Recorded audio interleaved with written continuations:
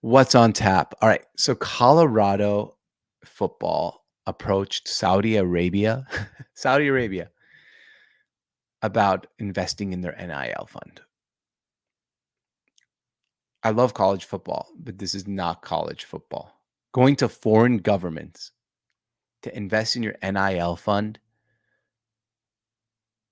that is pretty insane. Now, people will probably wonder what's the connection and why Saudi Arabia. And I'm going to make this pretty easy for those. I'm Middle Eastern personally from Syria, not Saudi Arabia, but I kind of have some background here. Saudi government will pay for their students to come to the United States and study at a university for free. Actually, I know this is not college football, but a pretty nice move here. Get Saudi Arabia to invest in your NIL fund. And what would that result in? Multiple students from Saudi Arabia, instead of going to USC or Clemson or wherever these students go, you'll send your best students to Colorado if you're invested in that university. Now, what does that have to do with football? Nothing. I mean, Saudi Arabia doesn't even play football. They play baseball because there's a lot of Americans there.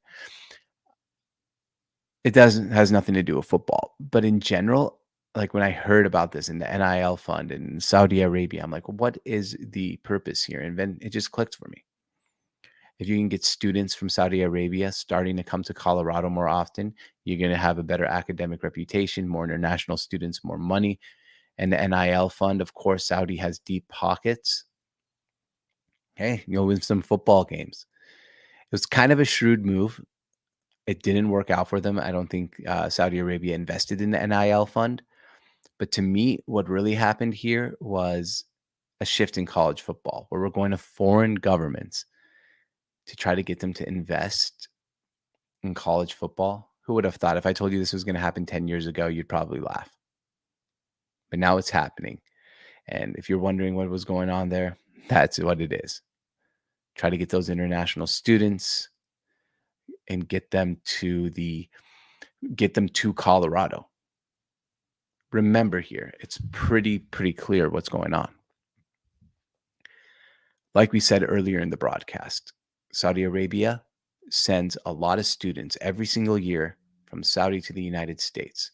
If you invest in the NIL fund, send all the people over into the system of Colorado, your school record's going to go up. You're going to get more money from the government, the Colorado State Fund, and your football program in general is going to grow.